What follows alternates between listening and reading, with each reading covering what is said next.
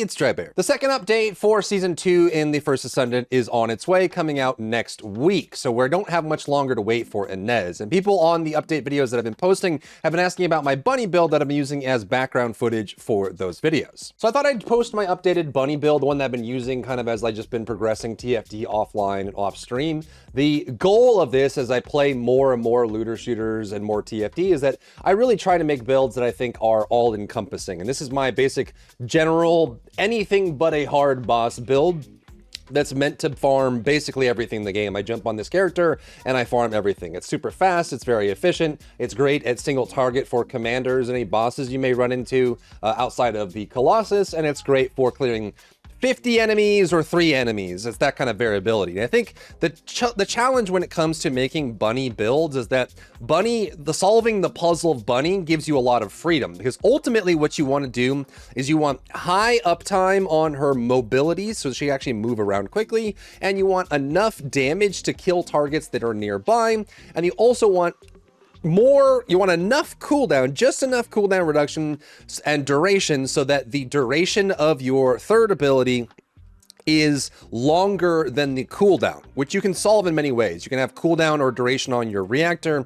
You can have more or less cooldown or duration mods in your build. All that matters is that you have 100% uptime on your third ability, which you can solve in different ways. So I'm going to show you my build, how I build my bunny, and this is built primarily just for any content. Very survivable, very tanky, very fast, high drop rates, everything. Now this means we're not going to be running high voltage for single target using our abilities. I'm going to be doing all AoE using superconductor for survivability and making sure that we can hit as many targets as possible, which I think is very good for the void vessels and probably as well for the upcoming void erosion purge. So basically I don't run high voltage because I can kill single target using my guns, and then when there's 50 enemies on the screen, I'm hitting all of them simultaneously with my third ability without having to worry about the target cap. So that's the build there that goes around. And that way we can just move through the area. We can single target with our weapons. If there's a bunch of mobs, we burn them all down. And we have enough mana regeneration and mana recovery to make sure that we're able to maintain our dash the whole time. And then for all of our modules, we run gold drop rate, Kuiper drop rate, consumable drop rate, equipment drop rate, item acquisition distance, max MP, MP recovery modifier, all of those together so we can just maintain our movement speed and collect as much as we can. And I also notice the longer I play, I like to have builds that serve a specific purpose, and then I just kind of leave those on one character rather than running multiple builds on one character that I swap between over and over. So this is kind of just the general build that we run. And the weapon choice is also very dynamic and variable. You could run very different things. Keep in mind that generally you want to run with like an SMG or a pistol if you'd like, just to keep up high movement speed while you have it in your hand. However, the new Voltia rifle is very good for the new Void Vessel, and it also works great with Bunny because that's chain lightning, great single target if you build it correctly, especially with the elemental build. And of course you have some good advantages with using the Thunder Cage, which has always been her best weapon. Then for single target, I would recommend getting a bossing weapon, like a commander killer that's very good at burning down high HP targets, like the last boss at the end of the Void Vessel or the final boss in the invasion missions, so you can just pop this out and destroy it.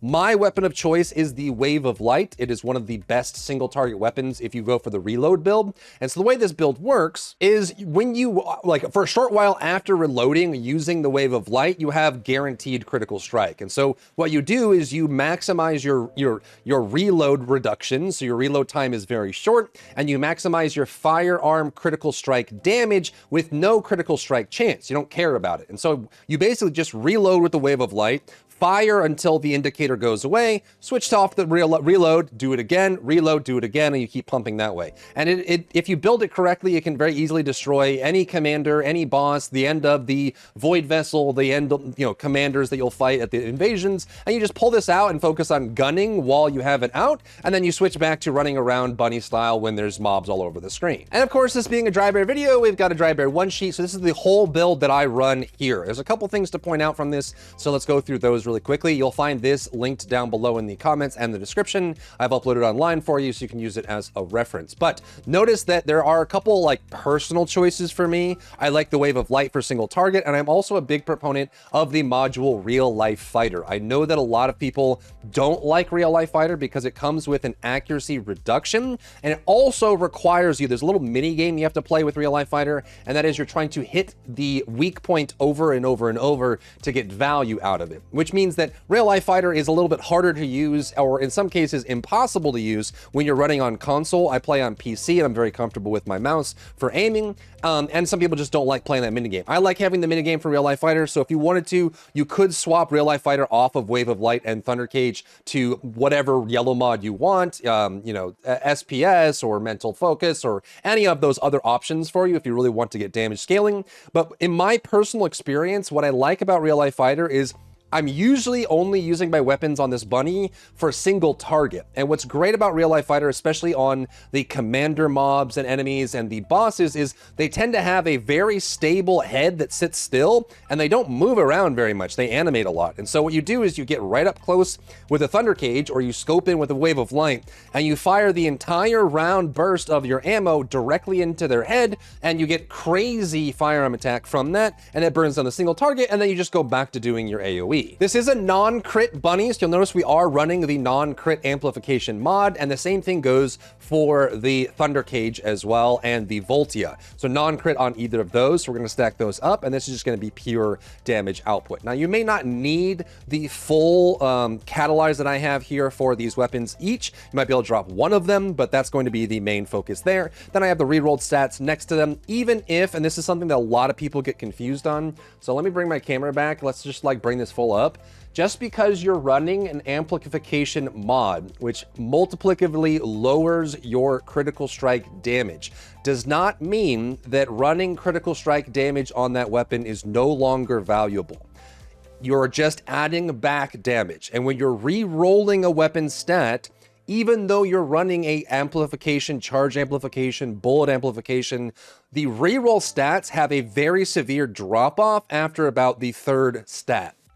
Generally, your first two stats have very high weighting, firearm attack, bonus attack versus a specific, you know, Legion or specific Colossus. Then you have your elemental attack, and then by the fourth one, it falls off really hard. Like you have 3% weighting, 1% weighting, 0.4% weighting. So you will see on these sheets here, yes, we do have critical strike damage on weapons that have amplification on them, but don't fall for the logical fallacy that just because you're running reduced critical strike damage, that critical strike damage is going to be worthless for that weapon. That is simply not the case. It just happens to be the fourth best stat weighting for that weapon, because you will still critically strike, and you are adding critical strike damage back into that, which will give you some scalar on top of it. Now, there are some breakpoints for these depending on the weapon itself, depending on how much critical strike damage you're lured, and also what your base critical strike chance is. So you may want to play around with this based on your comfort level, but in my experience, for the two weapons that have amplification and crit damage on them, it is still an overall net gain, and more so than the other options that are there. Like, you could run weak point on Thunder Cage or weak point on Voltia for the reroll, and it would end up being about the same overall damage gain, or maybe even a little bit less than a critical strike damage. So it's not like you're gaining or losing a whole bunch. It just seems that these, because the value is much higher, it tends to be a little bit better. Though keep in mind, for Thunder Cage, the explosion on the Thunder Cage is related to the hit that caused the explosion. So if you can hit a weak point or crit when the explosion goes off for the Thunder Cage, you will do more damage. Though granted, again, we're using our weapons for single target and we're using our abilities for AoE. So it's not like I'm running around slowly shooting everything with Thunder Cage. I'm just using my abilities to clear things that are low priority. Then when it comes to the mods, you're going to want to run the new Hunter set that you get from Void Vessel. This one is awesome because it gives you crazy mana regeneration, which allows you to run less of the cost and max MP. We're still going to run MP Collector, Strong Mentality, and Maximize Conservation, though you might find that you can run things like Singular Amplification or even just a little bit more value from your build here off of Strong Mentality, or maybe even lower Maximize Conservation, just because you have more mana coming from the Hunter set. The only reason I have this here is because I know that the Void Vessels take a little bit to farm, and honestly, farming a full Hunter set with good rolls on it is kind of a chore. It takes a lot of Void Vessels. It only drops one single external component for every Void Vessel clear all the way to the end. So it's going to take you a little while to get some good rolls on these, but it's going to be worth it because then you'll have this set for any character that may want to use it in the future. And it is a great cooldown / mana recovery set that generally works for everything, which is super strong. And you might even find, like, you know, some sensors that have max MP recovery that you could use for other characters that aren't just for farming. But the key here is you want to make sure that you grab every single drop rate option for this, because we don't need the other stats in this build. Module drop rate and Kuiper drop rate on the first piece here. Then we have consumable drop rate, MP recovery in combat, gold drop rate, MP recovery modifier, equipment drop rate, and item acquisition distance. If you wanted to, you could swap this out. You could even run more shielding on this if you really wanted to. But personally, I like the item acquisition distance for some things. It's not as needed since you have, you know, your fellow running around, but it does in some cases help you a little bit in picking up ammo and stuff like that.